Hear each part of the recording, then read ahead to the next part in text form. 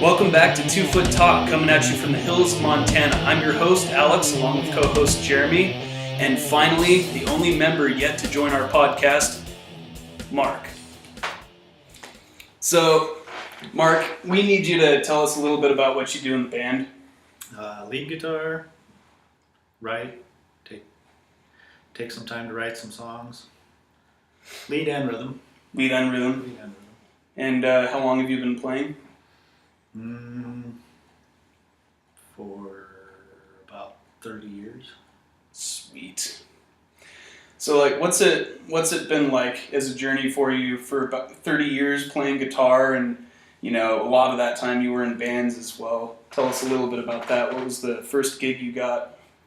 Probably a basement party back when I lived in Michigan. Oh yeah? Yeah, we were called Abrasion, and good name. It was just me and a drummer, but we rocked it. It was a lot of fun. Yeah, 2-member bands are kind of a spectacle in itself. Just 2 people able to lock it all down and still come up with cool sounds. Yeah, we were just poor, we didn't have a car or anything. We couldn't really drive to practices or anything like that. So we just do our own shows, pretend we were Kiss, and throw matches and piles of gunpowder. Did you guys wear makeup? Nah. It was like what the early 90s. Everybody was wearing makeup. That was the 80s. That was the 80s? Not to date myself, but I started playing in the 80s. He was a baby. Yeah. The 90s were probably when it really accelerated, though. That's when I got into bands like Saint Rage and Illuminati, and really took it to the next level. Went on tour, I had management, played in a lot of other states, all over the Northwest, as far east as Minneapolis, and that was fun. But yeah. You guys ever run into any trouble going to other states and playing shows in places you'd never been to? No, when you're on the road, everybody's pretty generous to you, and you meet a lot of really cool people that are there for the music, and they take care of you. It's always like, yeah, come on over. If you ever come back to this town, you can crash here. You don't have to spend money on hotels, and so people take us water skiing and jet skiing and things like that when we come to town. You're just kind of treated a little bit like royalty, and it can kind of get fun as long as you don't get an ego about it. Yeah. It's like you don't have to be making millions of dollars, selling millions of albums to still have a good time when you're out touring. Yeah, the wonderful people that you meet over the years too. I wouldn't trade that for anything. I've got a chance to work with some of the greatest musicians in the Northwest, I think, here, and just the people you meet on the road are just really cool. Can you talk about one of the really cool people you got a chance to play with? There's been a few. I've got to play with Angelo from Fishbone. We invited him to a party one night, and he actually played drums instead of singing, and jammed with Jason Newsted off and on for about a year, bass player from Metallica, and helped him work out some songs. He was in that show Supernova at the time. I remember watching it. He was in Supernova, and they were supposed to write an album, which never came to be. But those were fun. That was fun times. Yeah. We definitely had gotten some credit over the years for all the hard work that we put in, and now this band hopefully is doing the same thing, but doing things like this. And got the album, in the works, man. We just talked to John Campbell today, actually, and things are pretty much ready to go for re-recording the bass tracks. We talked a little bit about that on the last podcast. That basically, we'd had issues with our bass player at the time, and we had to let him go. And so, as a result of that, there was a little bit of a battle in getting the WAV files off of his equipment because he wasn't so eager to give that to us, even though he had not really actually written anything. It just happened to be on his computer and was not properly transferred by the time he came to take it. But we got them back, and through a little bit of trouble, we managed to order a program that is able to read the files that were improperly transferred. So yeah, woo! Anyways, now you get to watch me work my magic. Right. Yeah, it's gonna be awesome. You're gonna like it. So what's it feel like to be getting prepared for recording on an album that you've really only just kind of gotten to listen to a piece of? It's a little nerve-wracking. I mean, I know I can go ahead and get it done, but at the same time, like, doing it justice. I know you guys have been playing a lot of these songs for years now, and I started in October. So getting to this point is an amazing feeling, and I'm really excited about it. I just want to make sure that we do it right, and it's going to sound good. So what do you guys, think about, basically from what you've experienced thus far about recording? Honestly, you're just getting into it, but Mark, what's the recording process for the album been like? Long. It's a tedious process. People don't realize how much work goes into an audio recording, especially when you're perfectionists like we are, And I sat here for 4 hours trying to do just a guitar solo one night. Over and over and over and over and over again some more. So. Yeah. And we'll stand over Jeremy and we'll make him sweat. We're like lean right over him and be like, "No, that's wrong. Do it again." Jeremy won't have the luxury of doing it in a nice, wood floor room where everything is kind of peaceful and quiet. He's going to be in sort of cold-ass garage. A cold-ass garage. It's going to get worked out for him. He's got to pay his dues. Yeah. So, new guy. I am expecting you guys to throw something at me if I keep fucking up too much. So if something doesn't fly at my head and I notice that I fucked up, then I'm just going to yell at both of you. Soiled underwear. John's pretty good about that too. John not only is a great engineer, he's a great sound guy / producer too. I mean, he knows bad notes and everything when he hears it. He's one of the best producer engineers I've ever worked with here in Missoula, and pretty much anywhere. He does shows at a few different places. I've seen him personally working at Stage 112 in Top Hat, but he gets called all over the place. Really busy guy. Yeah, so we're lucky to have him helping us out with our album and everything. He's been working with me for a lot of years, so after having that kind of rapport for a while, you don't really have to think about it. You know where each other wants to go. Like, he's going to know where I want to go with the music or my guitar in this band. So there's no like weird discussions about like, I think we need like bird sounds. Yeah. We need more cow. We got that. More cowbell. Yeah. Let's not go into the walking impressions. There's probably been like maybe 1,000,001 references to that SNL skit. So, not saying it's not funny, just saying that's fucking passe. I like it though, and I love Christopher Walken. Fucking really, really good actor. Always plays weirdos. Yeah. Is there a movie where he's not a weirdo? I mean, the Dead Zone's my favorite. Yeah, he's kind of a weirdo in that though. Like, not intentionally. He's just Christopher Victim Walken. of circumstances. A victim of circumstances. Cool Called Junkies. Have you guys seen that one? He's like I guess like a mob boss type of a thing, and he ends up back in this pool shark. Gotta watch it. I'm going to give him an offer he can't refuse. What's the movie where they tie him in a chair and they Suicide Games? Yeah, that was a good movie. Oh, that's one I haven't seen. It's been a while for me. There was a movie that he recently came out with where he's in there with that Irish guy with the black hair that everybody is crazy about. You know what I'm talking about? He was in the movie Miami Vice. I want to say it's like Con or something, but anyways, that looked pretty good. There's a part in the trailer. Colin Farrell. Colin Farrell. Okay. Yeah. Oh, okay. Kind of sounds like Will Ferrell, so it trips me up sometimes. Two totally different people, but they should make a movie together, right? With Colin Farrell. Apparently, I was watching Colin Farrell on the Jimmy Fallon show, and it was True Confessions with him and Vince Vaughn. They're on the current season, or maybe it's just recently ended, of True Detective, right? And so they're talking about like confessions, true confessions, things they've really done. Although in the game, it's it's pretty much, they've just set it up basically so that it's the true confessions that are shown.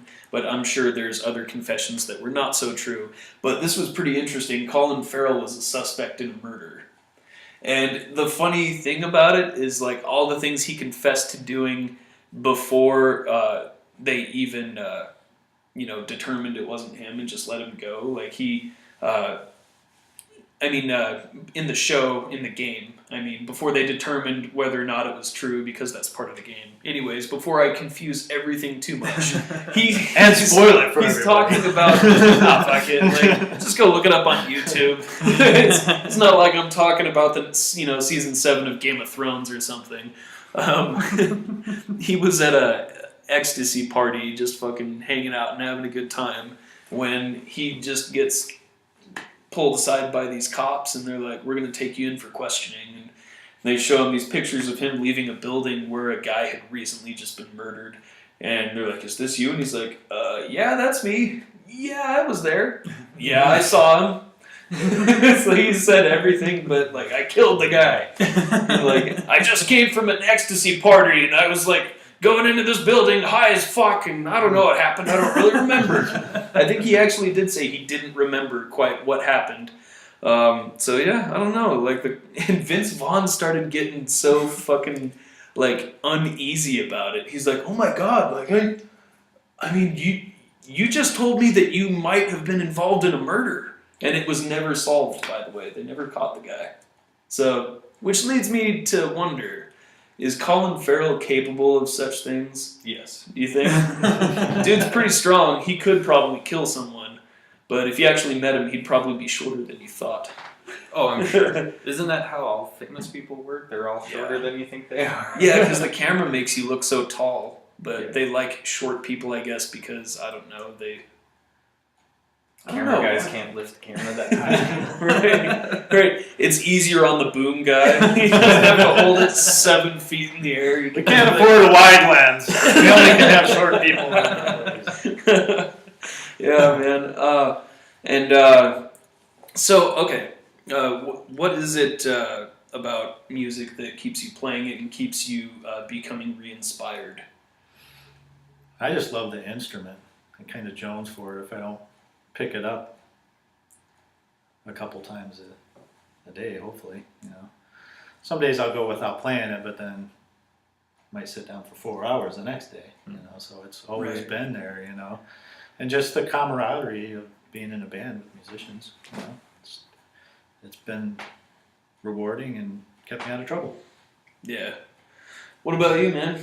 What do you think about just the ability to be inspired by music, and what does it mean to you? Why?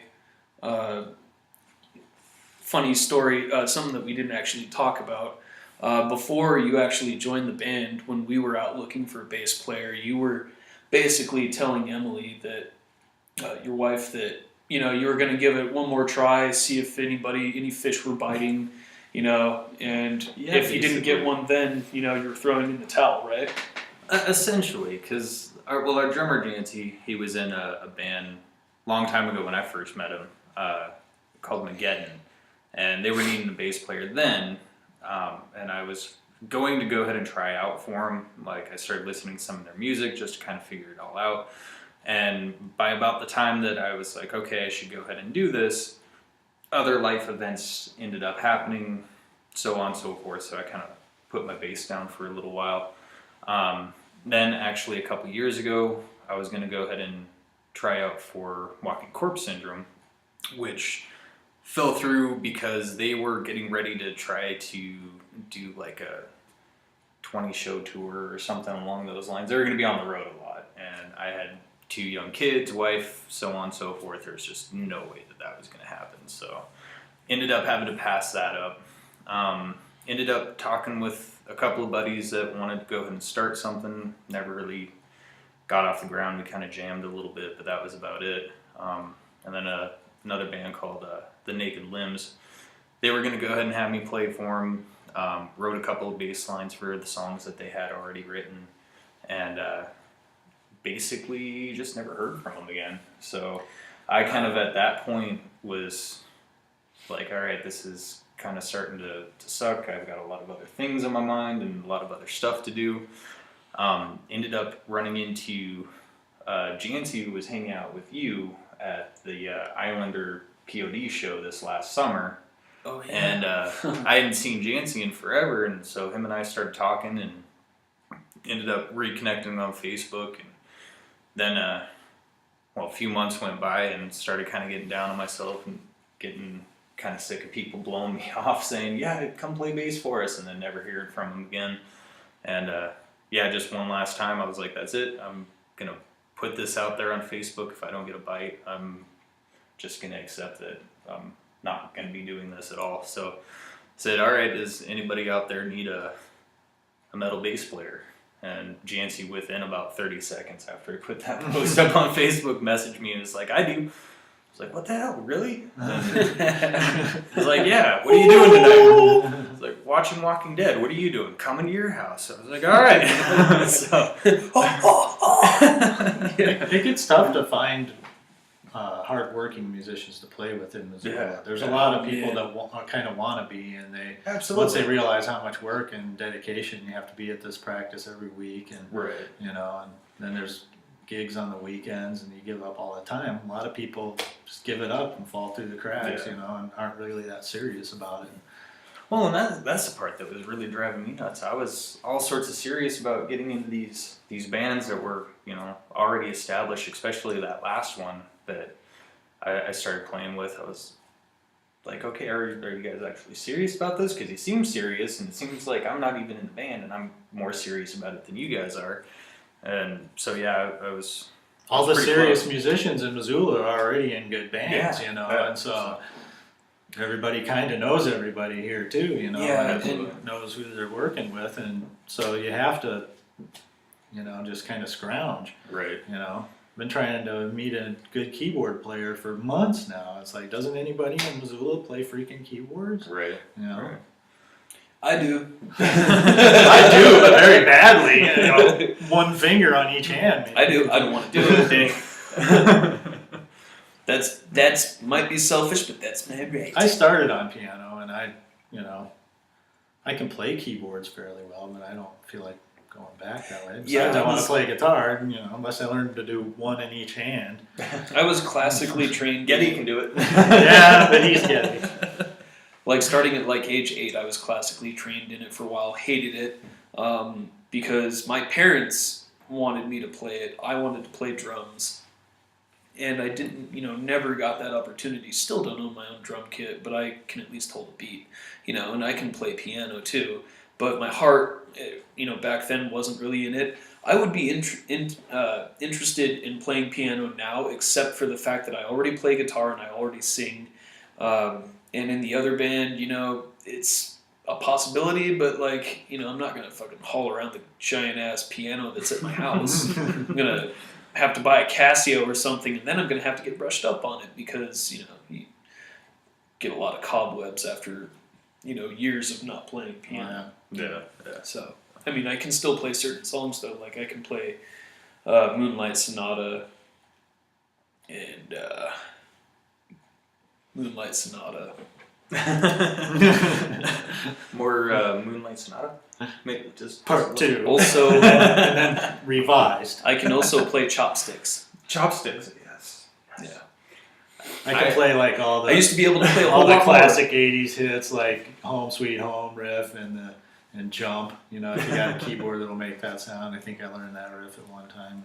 At one point, I actually learned how to play the piano part to Faithfully by Journey. Oh, nice. It's a lot of fun, actually. And when you're playing it, you're like, oh, yeah. Dun, dun, dun, dun, dun. Start, you're always wondering, why the fuck is that piano guy shaking his head at that part? It's because it's all you can do when you're just feeling it. That's instantly Journey just made me be like, oh, it's Journey, and I'm playing it. There's been a lot of great bands over the ages with underrated keyboard players in them. Oh, man, like Queen? Yeah, like Queen, yeah. Freddie didn't consider himself, a real piano player, according to I think Brian May. But Brian said like, he It was very. he was right up there with some of the best I know.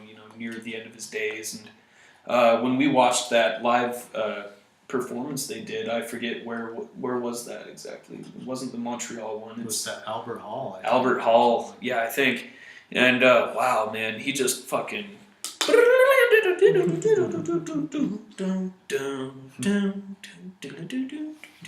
Anyways, like he's just playing his ass off, and that's not even the whole thing he does during the show. He's singing like Freddie Mercury. It's amazing. Piano's pretty cool. Too bad, I wasn't directed at the instruments I wanted to play when I was a kid, because I probably would have eventually come around to piano and been like, I really want to do this, and then I could have been like Freddie Mercury, just been like.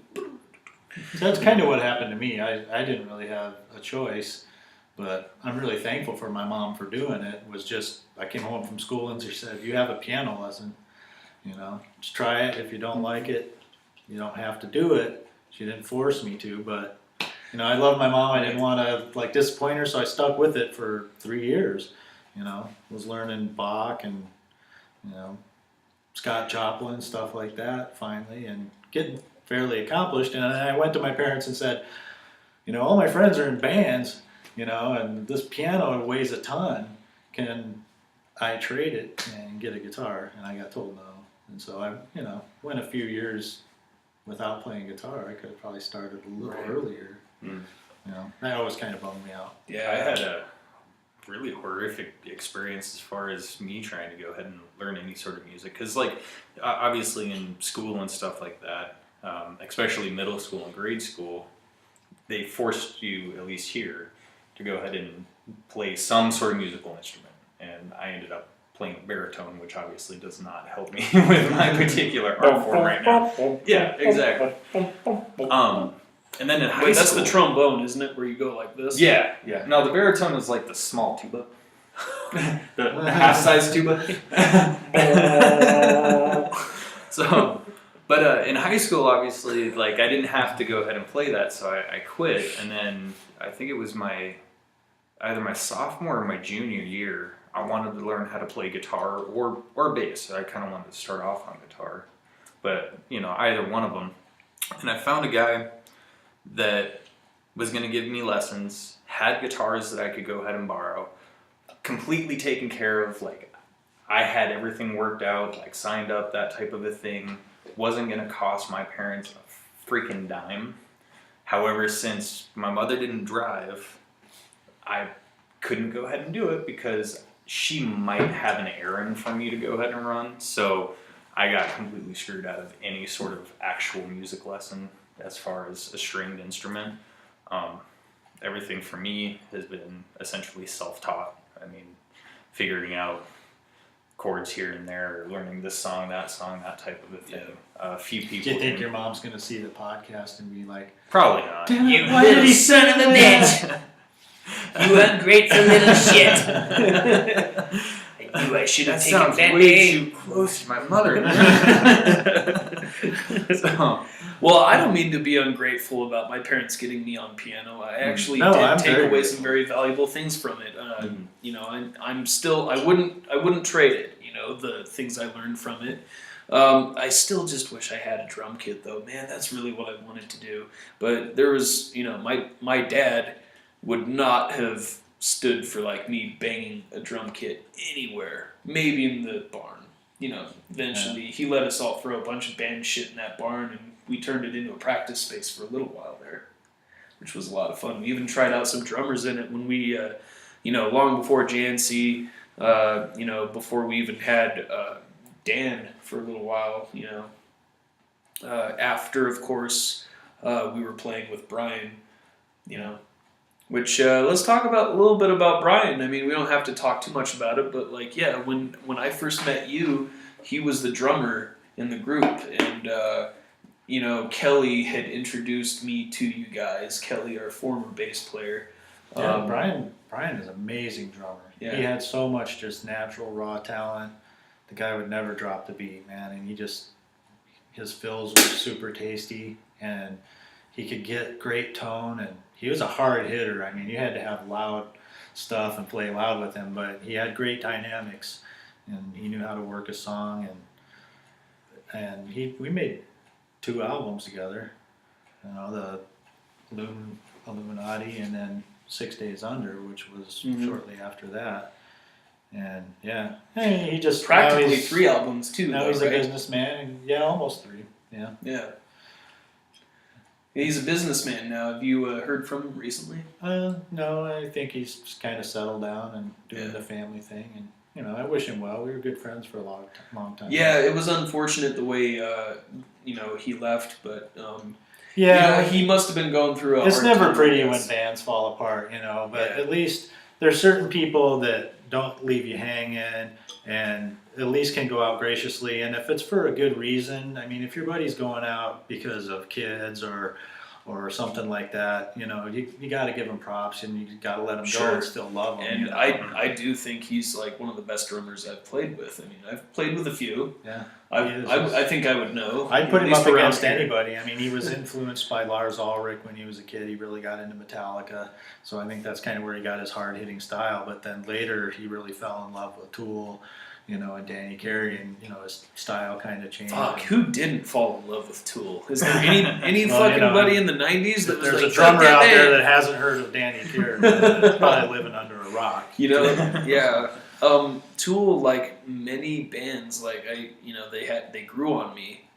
I didn't really fall head over heels in love with them, you know, upon first hearing any of their stuff. Although I gotta say, when I heard Stinkfist for the first time, with that intro and everything, and just how just out of left field it sounded, and dark, and just like Yeah, the Undertow quirky. album was the first one I got into, and that it was kind of brutal yeah, compared to a lot of stuff that was going on around it, like all the grunge stuff and everything. You yeah. know, was a little bit almost poppy compared to that, you know. Yeah, some of the grunge stuff especially in the mid '90s, kind of started to, you know, It mesh got together commercial and like sound the everything same. else does, you know. Yeah. Once a trend runs its course, then it starts to get homogenized and, you know, and There's overdone. a couple of movies that I think are really good at, you know, showing you how good music got, and then also the bad parts of it.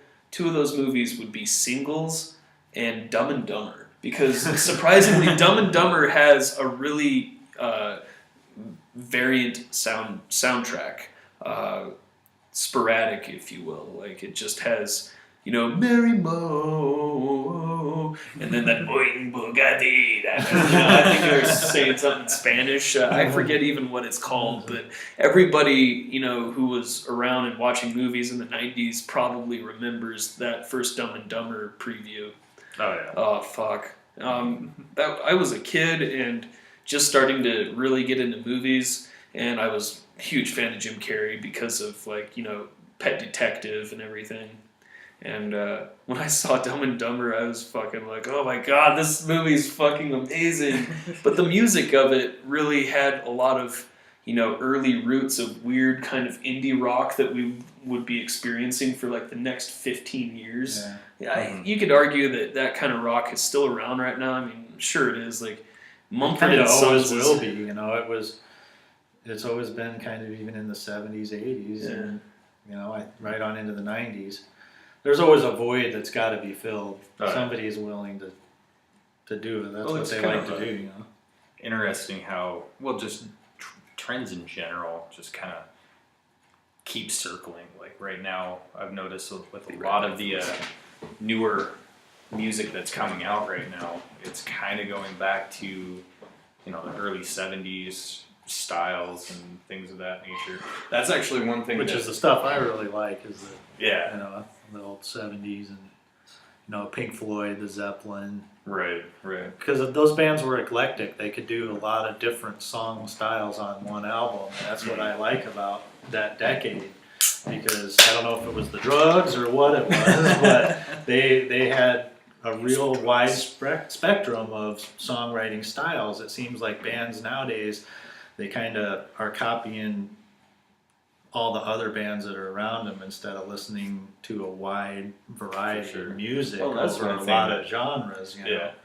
Well, that's one thing that really attracted me to you guys when I first actually started. No, we like, think listening. you're attractive too. But not as attractive as Jancy. He's the sexy member of the band. He's real sexy. He's not here today, so yeah. That's why You'll see him. That's why we can say that about him. You've heard his sensual voice though already.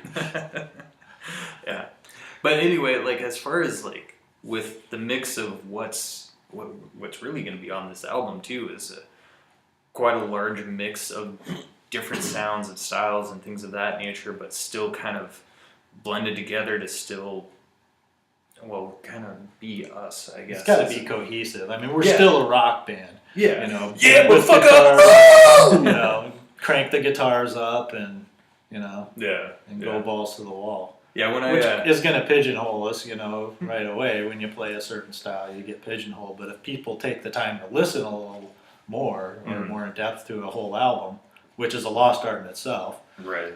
they'll realize there's a lot of different shit on there. Well, and I think the nice thing about that is that, well, I think everyone's going to be able to find a song on this album that we're putting out that they're going to like. Whether you're really into heavy stuff or kind of indie stuff or more bluesy, you know, that type of a thing. I mean, we go from something like RX that has kind of a punk type of a feel to it to punk Flowers on the Moon that's kind of more funky and, you know, that type of thing. And then we've got Primordial, which is, you know, more Weird. of a, yeah, It's toolish weird, but type it's of cool. acid Everybody trip. likes it. It's a good one. It's a good one. So, but well, even like when I first, well, when GNC got a hold of me and said, "Hey, my band needs a bassist," type of a thing, I looked at my wife. I was like, "Can I play bass for 2 Foot?" And she was like, "2 Foot Titan? Hell yeah, they're great." And unfortunately, and I feel bad for this, but I hadn't heard you guys at all. She'd gone to a couple of your guys' shows, but I hadn't gotten a chance to actually hear you until, well, that day I brought my little tiny amp over here and started plucking around. There and was a stuff like while that, where we kept the band on the down low, Sure. just to have time to get our stage legs and play the songs live a little Mm. bit and everything. And it's now, you know, now is when we're really picking up steam, because you got to have some music to market. And with an album coming out here really soon, Mhm. you know, it's time to start really amping it up. Absolutely. Be out there a lot more, hopefully. And in case people are just wondering when the album's going to come out, it's really hard to just put a date on it. You know, the process, like Mark has already said, has been really long. Recording and working around 4 different people's schedules, plus the schedule of the mixer and everything. Excuse me, I just need to turn that up. All right. Has been really hard. And, you know, furthermore, doing mix down and everything is going to take time. Having to put Jeremy's new bass on there is going to take time. But, you know, it's a 13-track album. It's going to be the debut album of the band. It's probably, I think we've decided it's going to be self-titled, right? Yeah, I think so. Yeah, and, you know, all in good time. You know, good Keep things an come eye to out for a those who wait. single. We're probably going to put one of those out before the whole album. So Yeah, keep you an know, eye we'll out be for it. teasing people with some stuff, of course. But, you know, Yeah. it's going to take a little bit of time. But as soon as we know when we're actually going to be able to put it out, you know, it's going to be everywhere, as many places as we can put it. You know, if I have to go to public bathrooms and just scratch it into the fucking stall walls. 2 Foot Titans album comes out in X days. You're gay. We'll send smoke signals when it's I called you gay before you could call me gay. Yeah. That's how you play it when you're scratching on a bathroom wall. Like, you just know that somebody's coming in there later to cross out your words and say shit. Yeah. Have you ever tried calling any of the numbers that people put on those walls just to see, just because you're curious? No. No, I bet the I called the percentage of She people didn't answer. calling those numbers scratched into a bathroom wall has gone up significantly since the advent of cell phones. Like, you know, if you're drunk in the stall or something like that, you don't have a phone, be like, I should call that number. My guess And then is by the if your time you get to number's a on a phone- bathroom wall, you've probably changed it. It said that she knows how to have a good time. I mean, I want to have a good time right now. Maybe she like knows the perfect place in town to go hang out. I don't know. Maybe she gave the guy who wrote it down a Blumpkin. No, it all depends on what you consider a good time, I guess. What'd you do? It's empty. It's empty. Except for the drops you put on the floor. Damn it, Mark, you fucking crazy cat. This is a pristine wood floor. There's character in this floor. What if I did that with my beer? Just. No, I'm not retarded. I don't know. The floor just sucks up my wine. It's pretty much getting sucked up. That would be actually probably the second party foul that's happened while these podcasts are being done. Jeremy, you weren't there for it, but the last time I spilled a beer on myself. Had to, Leif was the guest and everything. I had to get up and wash my pants. That makes for good television, though. Yeah, except we weren't filming it then. This is our first podcast being filmed. So. Oh yeah, that's right. That's right. Oh, which does remind me, I've number one. I gotta use my left hand. It gets in the camera. Yeah, it's kind of weird actually because we're kind of tripped out by the fact that the camera's facing us, and yet it's not showing us like a mirror image. It's actually correcting itself, which is really cool. Don't you just love technology, folks? Isn't that just super great? Yeah. When you put a computer down and you just press a button and it's like, okay, you want me to record you or something? Oh yeah, sure, that'd be nice. I don't know why I went into that, but I'm just really happy with technology, and when I'm happy, I do. If it's used in the right way. Right. Yeah. Right. Making music on it's great. Making music is great. Using it to look up porn is good too. Not good for the device though. Yeah. Or for your marriage. Well, it depends. Well, on yeah, it depends on what kind of marriage. Yeah. I came here from a 1950s time capsule. So I'm a little behind. Hence the hair. Mm-hmm. Right. I'm actually the inspiration behind the brawny guy.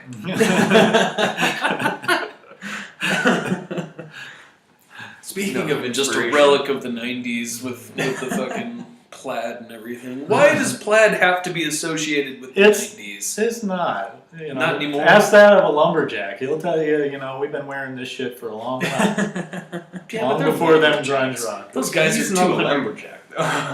I did chop wood for a while. Well, I know how to chop wood. We're all in that generation where that was our chores during the winter.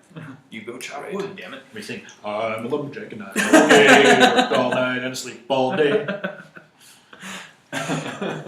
Dressing in women's clothing and hang around in bars. All right. Yeah. So, we're basically, Jeremy, you're almost caught up on all of the songs that you need to know for the recording of the album. Yep. We were talking outside a little bit about about which album or which song from the album you were, more interested in starting to play, for recording and everything. And have you kind of made up your mind yet? Sorry to put you on the spot here, but tell these beautiful people.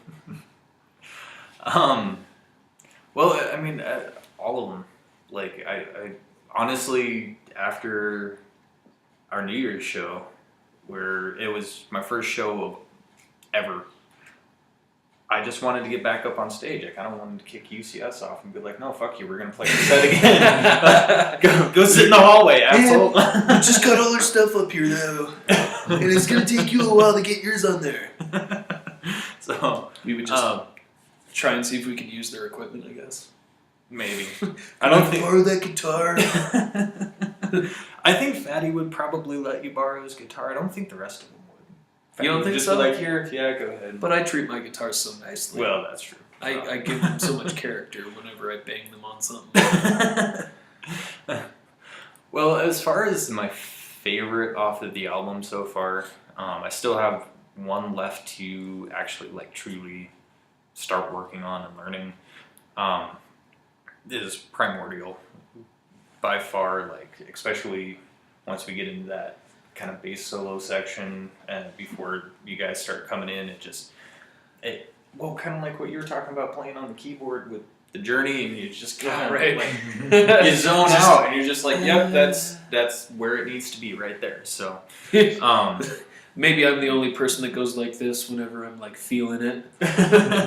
I'm pretty sure I do that every time. Come to I play this, that song. come to one of our shows, and I'll be on stage like. But yeah, I would have to say that's definitely my favorite. I can't feel my fingers. Although I'm I'm ruined the also band by really making excited. a dumb joke. What are you excited about? I'm always excited. Why are No, you so I'm excited that this whole process hasn't been just me playing catch up. Like you guys have expressed at some point or another that it's really inspirational to have me kind of join in, and kind of a different dynamic to how everything's supposed to sound. So we're already working on new songs that we haven't even. Yeah, that's what I get excited about is the new stuff, because a lot of the stuff that's in the studio, we've been playing, Alex and I have been playing it for 5 years now, some of it. 5 million years. 5 million light years. Parsecs. That's what- Parsecs. 5 million parsecs. So Yeah. I'm definitely excited about the new stuff too. Oh so man. you guys should be excited too. Yeah, you have to come to the shows to see that, though. We want you to wait for our album to come out. You know what? We should make a sign up sheet like, do you pledge to buy this album? Yeah. We'll And get if you don't, we'll come two- over and 2 like signatures until we threaten hang people. out in our underwear on your lawn till you do. No, drive a trailer up with all of it. Yeah. All night long. You will listen and you will like it. Yeah. What the hell was that? Excuse me. I believe that. Did you hear that, folks? That sounded like a banshee or something. Well, So I do have an idea. We should get your motorhome and set up in it. Like put all our gear Maybe, in it, and then just drive to like really packed places, like where we know there's going to be a lot of people, but just lock all it up and they can't like see in, but jam in there, and they'll be able to hear it, and they'll be like, "What the hell is that?" Hell You yeah. know, there's been I a like lot that of idea. interesting times in that motorhome. One time we were in Vegas in it, and I had to go change my shirt, and the curtains were up, and we were on the main strip in Vegas. And No, that's nothing they haven't seen in Vegas. Actually. yeah, you would think that, but like when this car full of dudes like rolled up next to us, and I'm like shirtless in the back of the motorhome, I like just taking my shirt off, and I look over at them, and they're all looking at me, piled up in this car, and I'm just expecting them to just look away eventually, and they just. There was like one dude in there that was like trying to outdo the rest of his homies, like getting louder with his laugh and like more. And it's just like it was like they had never Should have laid a seen. moon on him. You know, I Should have just stuck the cheeks right up on the window. And maybe gave him the brown third eye. maybe I did, and that's why they were laughing. They're like, "That's the tiniest brown eye I ever saw." No, then they might have started going, woo! Hong Kong. Yeah. Turns out they're all just cruising for a little white boy to take back home. Fuck. It's like, Dad, hit the gas, and the RV is like.